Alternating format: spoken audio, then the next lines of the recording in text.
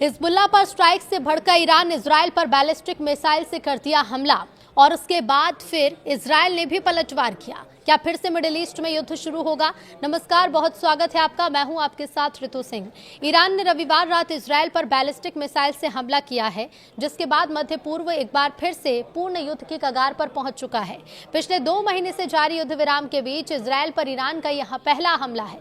Iran का missile हमला Israel के बेरूत पर एयर स्ट्राइक के ठीक बाद किया गया। इजरायली सेना ने बताया कि उसने ईरान से दागी गई मिसाइलों का पता लगाया और तुरंत एयर डिफेंस सिस्टम को एक्टिवेट कर दिया। इजराइल के कई इलाकों में सायरन बजने लगे। सोशल मीडिया पर इजरायल सेना ने कहा कि IDF ने ईरान से इजरायल की ओर दागी गई मिसाइलों की पहचान की है। इस खतरे को रोकने के लिए रक्षा प्रणालियां काम कर रही हैं। सेना ने कहा कि इजरायली एयरफोर्स ने ईरान से दागी गई सभी मिसाइलों को रोक दिया। इसने बताया कि उसने इजरायल की ओर दागी गई कुछ और मिसाइलों की भी पहचान की। अभी तक किसी के हताहत होने की नुकसान की खबर नहीं है। ईरान ने कहा कि बेरूत हमले का जवाब इजरायली मीडिया रिपोर्ट के मुताबिक रात करीब 10 बजे इजरायल की उत्तरी हिस्से पर लगभग 10 मिसाइलें दागी गईं। ईरान ने कहा कि उसने ये मिसाइलें बेरूत के दक्षिणी उपनगर दाहिए पर इजरायल के हमले के जवाब में दागी हैं। इजरायल ने बेरूत हमले में ईरान के प्रॉक्सी हथियारबंद समूह हिजबुल्लाह के मुख्यालय को निशाना बनाया था। इजरायल ने ईरान के हमले का बदला लेने की कसम खाई है। तो इजरायली सेना प्रमुख लेफ्टिनेंट जनरल एयाल ज़मीर ने कहा कि इजरायल तेहरान पर जवाबी हमला करने के लिए तैयार है, लेकिन उसे राजनीतिक नेतृत्व से मंजूरी का इंतजार है। हमले के कुछ देर बाद ही ट्रंप ने कहा कि वो नेतन्याहू से जवाबी कार्रवाई न करने के लिए कहेंगे। ट्रंप ने कहा कि इससे ईरान और अमेरिका के बीच बातचीत पटरी से उतर सकती है। इसके बारे में उनका दावा है कि ये नतीजे के बहुत करीब है। इधर ट्रंप ने नेतन्याहू को जवाबी हमले से रोका। ट्रंप ने इजरायली ब्रॉडकास्टर चैनल 12 से कहा कि मैं अभी नेतन्याहू को फ़ोन करके उनसे कहूंगा कि वो कोई जवाबी कार्रवाई ना करें। दोनों ने अपना अपना काम कर लिया है। इजरायल ने हमला किया और ईरान ने भी हमला किया। अब हमें और हमले की ज़रूरत नहीं है। ट्रंप ने आगे कहा कि मैं नहीं चाहता कि आज रात कोई और हमला हो। इस बीच अमेरिकी मीडिया ने बताया कि ट्रंप और नेतन्याहू के बीच फ़ोन पर बात हुई है। पश्चिम एशिया में हालात तेजी से बिगड़ रहे हैं। अप्रैल में लागू हुए युद्ध विराम के बाद पहली बार ईरान ने सीधे तौर पर इजरायल पर मिसाइलों की बौछार कर दी और इसके बाद इजरायल ने भी जवाबी हमला कर दिया। अमेरिकी राष्ट्रपति डोनाल्ड ट्रंप ने दोनों पक्षों को रोकने की कोशिश की थी, लेकिन वो इसमें नाकाम रहे। नेतन्याहू को उन्होंने फ़ोन किया, लेकिन उनकी बात नहीं मानी। जवाबी हमले के बाद इस्फहान, तेहरान में जोरदार धमाकों की आवाज़ सुनाई दी।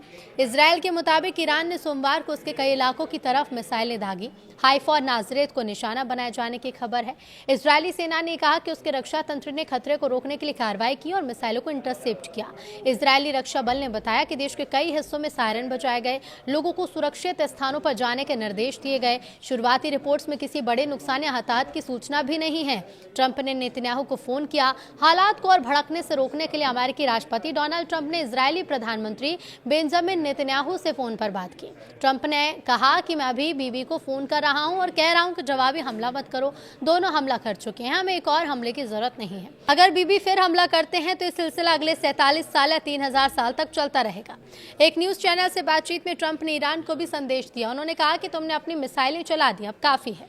बातचीत की मेज पर लौटो और समझौता करो। ट्रंप ने दावा किया कि ईरान के साथ अंतिम समझौता अगले कुछ दिनों में हो सकता है। लेकिन आखिर ये विवाद क्यों भड़का है? तो ईरान का यह हमला बेरूत के दक्षिणी उपनगरों पर इजरायली हमले के बाद हुआ। इजरायल ने कहा था कि यह कार्रवाई हिजबुल्लाह की ओर से उत्तरी इजरायल पर हुई गोलीबारी के जवाब में हुई।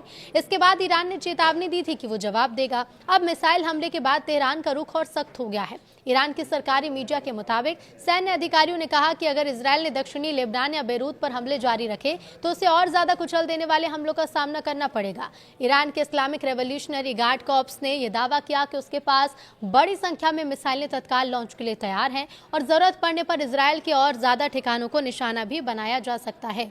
ईरान के सुप्रीम लीडर के वरिष्ठ सैन्य सलाहकार मोहसिन रिजाई ने कहा है कि हमला युद्ध विराम उल्लंघन और लेबनान के खिलाफ कार्रवाई के खिलाफ एक चेतावनी है। उन्होंने कहा कि किसी भी नए कदम का जवाब पहले से ज्यादा सख्ती से दिया जाएगा। ईरान के सरकारी प्रसारक IRIB ने एक सैन्य अधिकारी के हवाले से दावा किया है कि ईरान ने सऊदी अरब के अल खर्ज एयरबेस पर कोई हमला नहीं किया। अधिकारी ने कहा कि ईरान ने एक भी हमला नहीं किया। ये बयान उन रिपोर्ट के जवाब में आया जिसमें अल खर्ज एयरबेस के पास विस्फोट की खबर सामने आई। इससे पहले सऊदी सिविल डिफेंस ने अल खर्ज गवर्नरेट में संभावित खतरे को लेकर चेतावनी भी जारी की थी और लोगों से सुरक्षित स्थान पर रहने को कहा था। अब ईरानी रेड क्रिसेंट पैच।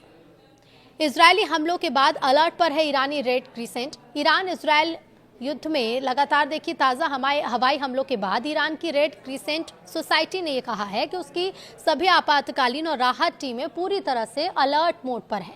संगठन ने एक बयान जारी किया, कहा कि रैपिड रिस्पांस टीमें, लॉजिस्टिक्स और राहत सुविधाएं, मेडिकल सेंटर और फार्मेसी किसी भी आपात स्थिति से निपटने को तैयार हैं और जनता को सेवाएं दे रही हैं। रेड क्रिसेंट ने लोगों से फर्स्ट एड किट तैयार रखने और किसी भी प्रभावित क्षेत्र से कम 100 मीटर दूर रहने की अपील भी की है।